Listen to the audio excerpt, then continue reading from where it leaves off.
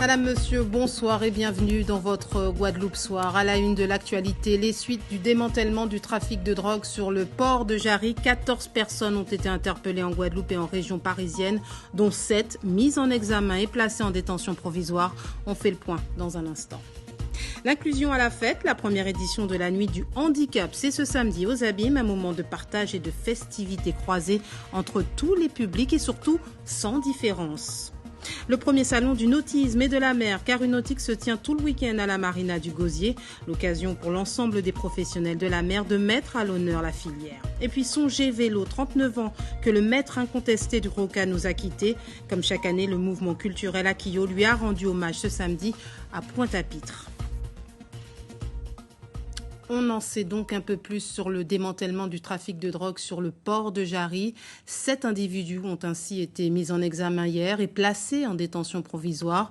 Ils sont tous soupçonnés d'être impliqués dans ce vaste trafic de plusieurs tonnes de cocaïne. Les précisions de Franck Aristide.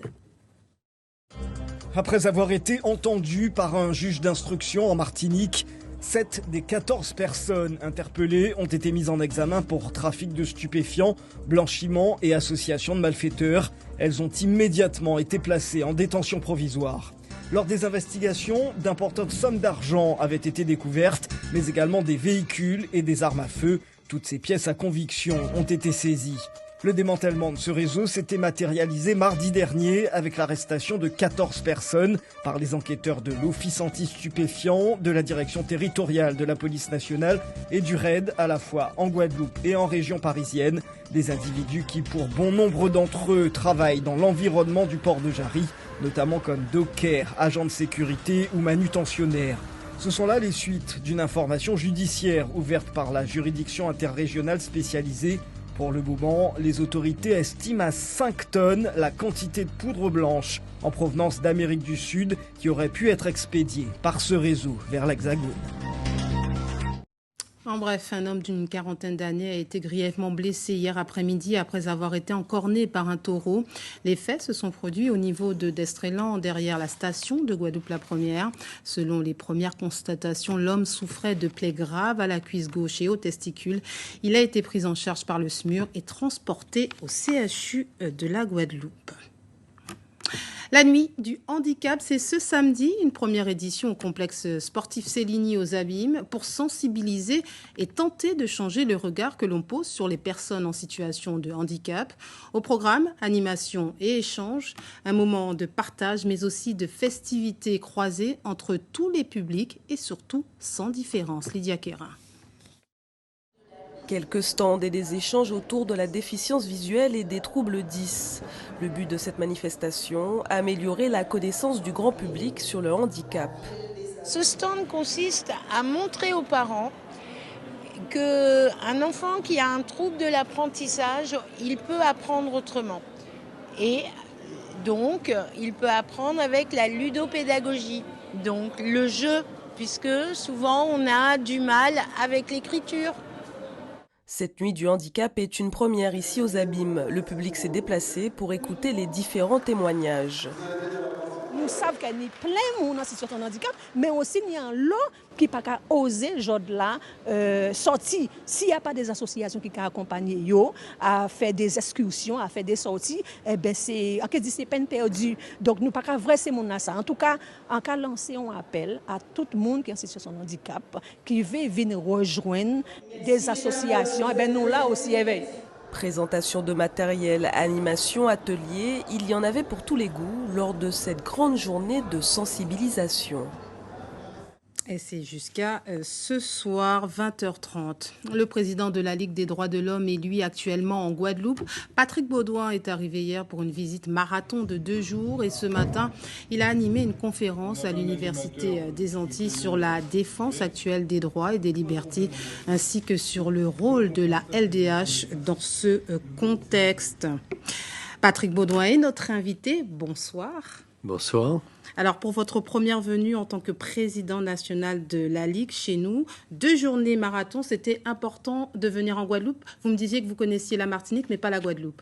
Oui, c'était bien sûr important de venir en Guadeloupe à travers les problèmes spécifiques que peut rencontrer ce territoire, d'une part, et puis de façon plus générale à travers la période difficile que nous traversons en matière de violation, il faut le dire, de droits et libertés qui deviennent en péril. Vous parliez de liberté en péril. Vous avez été, en tout cas la Ligue, ces derniers temps, beaucoup critiqué par le gouvernement. Rien ne va plus entre vous ? On ne peut pas le dire comme ça. Bon, M. Darmanin nous en veut spécialement parce qu'effectivement, on conteste un certain nombre de mesures qui sont actuellement prises et qui portent atteinte à des libertés essentielles. Bon, je vais les viser simplement rapidement. La liberté d'association, à travers en particulier le problème des subventions qui sont supprimées. C'était une des menaces brandies par M. Darmanin à l'égard de la Ligue des droits de l'homme. La liberté de manifestation à travers des interpellations préventives abusives, à travers des violences policières, le recours à ce qu'on appelle des armes de guerre, le nassage. À Paris, on utilise les bravem. Enfin, toutes ces violences qui, là aussi, sont contraignantes pour les manifestants. Les arrêtés qui ont été pris, les arrêtés qu'on a qualifiés d'anti-casseroles, qui sont un peu la risée par rapport à notre pays, c'est-à-dire qu'on empêche des manifestations dans un périmètre déterminé, et on a obtenu d'ailleurs de la part de la justice administrative que ces arrêtés soient remis en cause très, très rapidement. Et puis, il y a d'autres problèmes liés, par exemple, à la liberté d'expression aussi, qui est compromise à travers la mainmise de certains groupes sur les médias. Des lois de plus en plus sécuritaires, liberticides, je pense en particulier en matière de surveillance, la loi Jeux Olympiques, enfin, et donc c'est une série de lois. Voilà, et on a beaucoup de travail. Vous parliez justement des problématiques qui nous touchent en Guadeloupe. Quel rôle peut jouer la Ligue, notamment sur les sujets qui préoccupent notamment les Guadeloupéens ? On pense au dossier de l'eau ou bien du chlordécone. Alors, sur le dossier de l'eau, par exemple, la Ligue des droits de l'homme vient en quelque sorte en renfort pour appuyer les actions qui peuvent être menées. Il y a une action, comme vous le savez, de nature pénale. La justice a été saisie par une plainte qui émane de centaines de ressortissants ou ressortissantes guadeloupéennes victimes de ce problème d'une eau, de privation d'eau, soit d'une eau qui n'est pas consommable. Et la Ligue des droits de l'homme est partie prenante dans cette plainte. Donc ça peut-être donner un appui supplémentaire. Donc plus précisément, la Guadeloupe, comme d'ailleurs l'ensemble des DOM et TOM, mais la Guadeloupe est aussi victime d'une sorte de délaissement, d'abandon de la part des autorités françaises. Et vous connaissez les problèmes, bien sûr, rencontrés ici, de chômage, de difficultés pour les jeunes, de mainmise encore sur des secteurs économiques par des puissances dominantes, on va dire. Donc il y a un besoin je dirais pas de réparation, mais c'est presque le terme, d'aide vis-à-vis de la population guadeloupéenne. Et il est certain que nous venons ici pour voir comment nous pouvons aider aussi la société civile guadeloupéenne à influencer sur les autorités françaises pour qu'il y ait davantage de prise en considération des problèmes rencontrés par les Guadeloupéens. Il nous reste quelques secondes. On va parler peut-être de vous très rapidement. C'est vrai que vous avez intégré cette ligue en 1973. Ça fait très longtemps. Aujourd'hui, quels sont vos objectifs ? Je sais que vous pensez peut-être ramener un peu plus de jeunes. Est-ce que ça fait aussi partie de ça ? C'est un des objectifs, effectivement. On est en train d'y parvenir. Monsieur Darmanin nous a rendu un service. On a eu beaucoup d'adhésions, 3500 en très peu de temps, et beaucoup de jeunes. Et c'est effectivement un de nos objectifs. Par ailleurs, nos combats restent les mêmes, c'est-à-dire le combat contre toutes les formes de discrimination, le racisme, la xénophobie, le combat aussi pour les droits économiques et sociaux, pour que cessent ces situations d'injustice sociale et d'inégalité considérable dans les richesses, dans la répartition des richesses, et aussi un combat nouveau que nous menons aux côtés de beaucoup d'autres organisations sur la défense du droit à l'environnement. Et vous savez à quel point ça vous touche ici en Guadeloupe et Martinique. Merci beaucoup Patrick Beaudoin. On espère vous revoir en Guadeloupe très prochainement. Merci à vous. Dans le reste de l'actualité, en ce 10 juin, la Guyane commémore l'abolition de l'esclavage. Parmi les moments forts, cette cérémonie officielle au rond-point Adélaïde-Tablon à Rémire-Montjoly, en présence d'élus, dont le président de la collectivité territoriale, Gabriel Serville. Un dépôt de gerbe a eu lieu devant la statue des Marrons de la Liberté. Depuis le début d'année, les dons de sang en Guadeloupe ne cessent de diminuer. Seuls 15 dons sont récoltés par jour. C'est dans ce contexte de pénurie que l'établissement français du sang Guadeloupe, Martinique, Guyane organise une semaine exceptionnelle du don de sang au centre commercial d'Esrélan. Pour l'occasion, une maison du don sera installée pour accueillir les donneurs, un geste essentiel pour sauver des vies. Stéphane Béguet, directeur de l'EFS Guadeloupe, Martinique, Guyane, au micro de Rémi de France. Vous savez qu'il nous manque des dons. Nous avons besoin de 12 à 14 000 poches de sang par an pour traiter des patients guadeloupéens. Et actuellement, nous n'en avons que 7 000 qui viennent de la Guadeloupe. Le reste, malheureusement, provient de dons de sang de l'Hexagone.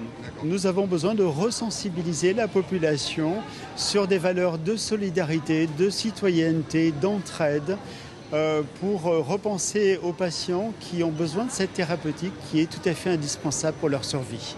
On espère toucher le maximum de personnes, des donneurs qui viennent, qui sont des donneurs habituels, et puis surtout de nouveaux donneurs qui découvrent le don du sang. La marina de Bas-du-Fort au Gosier accueille le premier salon du nautisme et de la mer, Caru Nautique, un salon ouvert à l'ensemble des professionnels de la mer et du tourisme. Des professionnels qui espèrent également profiter de la croissance du marché. Et pour cause, les Guadeloupéens sont de plus en plus nombreux à se passionner pour le nautisme. Jessie Blanquet, Daniel Kérin. Symbole d'évasion, de liberté, de puissance et de lâcher-prise, indéniablement, ces bateaux à moteur sont les vedettes du salon Caru Nautique.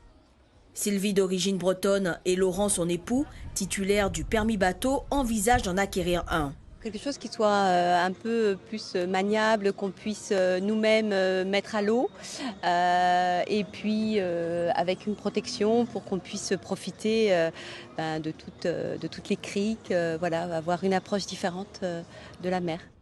Les primo-accédants, voilà une des tendances du marché qui se confirme. Depuis le Covid, les mentalités ont évolué. De plus en plus de Guadeloupéens osent passer du rêve à la réalité. Je te mettre à ta place. Mon Dieu. Ça te rassure pas? Ça passe super bien la mer. Ah ouais? Ouais, très bien. Un peu plus loin, ce 39 pieds, vert et noir, spacieux, pique notre curiosité. À la fois bateau de plaisance et à vocation commerciale, Dionysos, c'est son nom, a été construit exclusivement en Guadeloupe. L'accent qui a été vraiment mis en avant, c'est la consommation, que le bateau reste un plaisir, que ce ne soit pas une contrainte de sortir en mer. Nous sommes sur les bateaux en navigation raisonnable qui fait du 2 litres au 1000. Ça veut dire qu'on va amarrer Garante-Revient avec moins de 150 litres d'essence. Comme maintenant il y a plus en plus de monde sur l'eau, les bateaux, les gens vivent à bord. Et vivre à bord est égal plus de place, plus de volume, et donc ces nouveaux bateaux qui sont beaucoup plus larges, qui offrent ce confort à cette clientèle. L'engouement des Guadeloupéens pour la plaisance d'auprès le secteur du nautisme. La Guadeloupe se réconcilie progressivement avec la mer, notamment avec l'organisation et l'arrivée de la route du Rhum. C'est une évolution importante parce que le développement futur sur la stratégie de développement dans les années à venir, ce sera en direction de la mer. La citation de Charles Baudelaire, homme libre, toujours tu chériras la mer, prendrait donc tout son sens. On reste en mer avec la 11e édition des voiles papillons, un événement nautique pour les enfants atteints de lourdes pathologies. Une édition record cette année avec la participation d'une vingtaine d'enfants pris en charge. Ils voguent actuellement à pleine voile vers les Saintes. Nous avons assisté à leur départ à la marina du Gosier. Le reportage de Jessie Blanquet et Olivier Duflot. Ils sont âgés de 8 à 14 ans, souffrant de maladies chroniques ou en rémission de maladies lourdes. Tous s'apprêtent à vivre une parenthèse enchantée dans leur quotidien, des vacances adaptées et bien méritées. Un week-end en mer, direction les Saintes, 7 catamarans, 6 adultes pour 4 enfants, un équilibre entre activités récréatives et effets bénéfiques sur la santé qui rassure les parents. Elle est diabétique, donc il faut tout mettre, il faut rien oublier parce que c'est quelque chose c'est une pathologie qui est très prenante, mais bon, ça va aller. Samuel, 11 ans et demi, participe pour la 3e fois consécutive au voile papillon. La mer, les vagues, même pas peur. Ce qui compte pour lui, c'est d'en profiter. Si je reste pas trop longtemps dans un endroit fermé, ça va. Sinon, si je reste là, c'est bon. Thomas, 8 ans, est aussi de l'aventure. Une première sur un catamaran et pas d'appréhension. Je suis content de faire ça. J'ai toujours fait les traversées en monocoque et il y avait beaucoup moins de place quand j'ai dormi dedans. Donc je pense que je vais mieux dormir. Il y a de l'espace, t'es pas trop serré, il a l'air bien. À première vue, aucune différence avec le fonctionnement d'une colonie de vacances, mais à cause de leurs pathologies respectives, ces enfants à la santé fragile nécessitent un encadrement médical tout particulier. 2 pédiatres, un autre médecin que je suis, une infirmière, donc on est 4 médicaux, donc on fait le tour tous les jours, on va voir tous les enfants, si besoin on a du matériel médical pour les prises en charge immédiates, donc voilà, on est très très présent pendant les 3 jours, on est au quotidien avec les enfants. Au programme, rire, découvertes et moments inoubliables pour des papillons qui inspirent par leur courage et leur force. Allez, du sport à présent, avec du basket ce soir, avec les finales de la Coupe du Conseil régional. Le match des femmes se joue en ce moment et oppose le BMBC au GGB. Et à 20h30, la finale homme entre l'Étoile de l'Ouest et l'AOG. Prenons sans tarder la direction du Palais Omnisport Didier Dinard à Basse-Terre, où l'on retrouve en direct Daniel Marius. Bonsoir Daniel, la finale femme est quasiment terminée. Où en est-on ? Alors écoutez, Ludivine, cette finale femme est presque terminée, vous l'avez dit. C'est un mano à mano très serré entre le GGB et le BMBC, avec pour l'instant un avantage pour les Bémarossiennes du BMBC. Mais le match est très serré et très beau à voir. Les filles peut-être manquent un peu d'adresse, mais ce n'est pas très grave. Un peu plus tard, à 20h30, nous allons donc avoir droit à une finale entre 2 clubs de la Basse-Terre. L'Étoile de l'Ouest, bien sûr, incontournable, que l'on retrouve partout, mais également l'équipe de l'AOG qui a fait une très bonne saison et donc n'a pas pu se qualifier pour les finales des playoffs. Donc, deux ennemis, puisqu'ils sont dans la même région, et 2 clubs qui ont toujours fourni du très bon basket. Alors, l'Étoile de l'Ouest est donc étoilée de son titre du côté donc de la Martinique, de champion anti-Guyane. Et l'AOG, écoutez, cherche un titre, l'AOG. Donc, ce serait peut-être l'occasion pour les Goubériens de remporter le titre de la saison. Voilà, la saison se termine, c'est la coupe. Et après ces matchs-là, eh bien, ce sera Ludivine, vacances pour les basketteurs guadeloupéens. Merci Daniel, des vacances bien méritées, on l'imagine.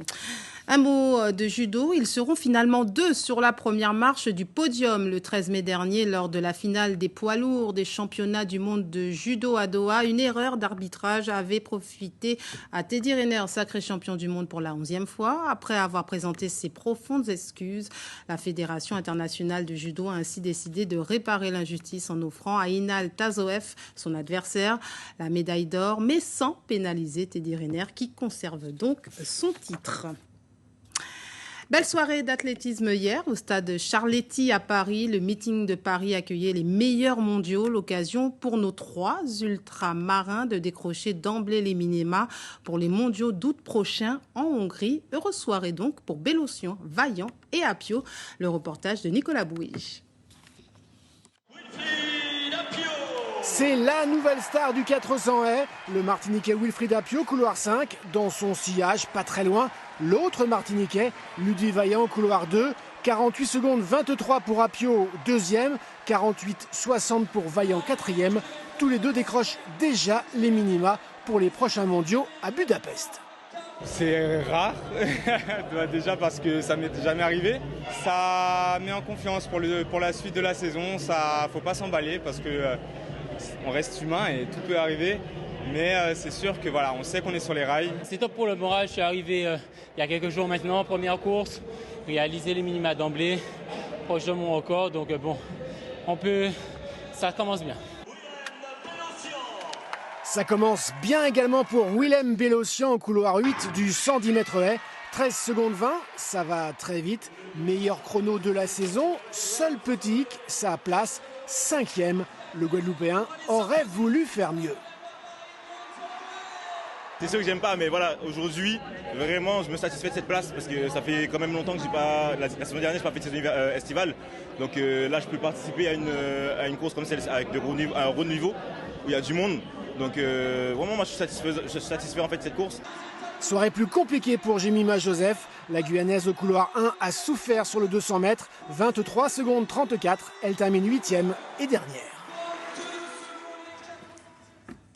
7 décembre 1931, 5 juin 1984, voilà 39 ans que le maître K. Marcel Lolia alias Vélo nous a quittés.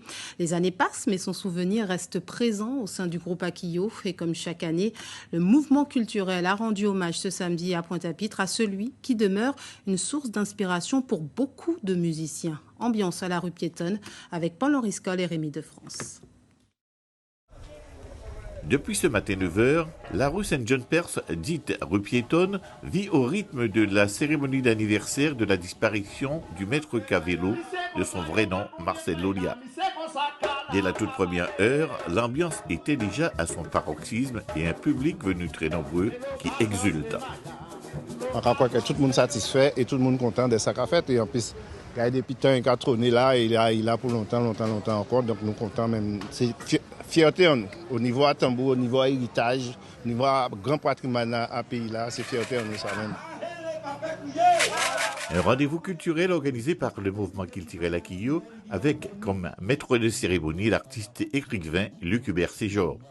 Le grand maître vélo, symbole du gros cas, dont tous les membres d'Akio et bien d'autres encore se considèrent comme les véritables héritiers.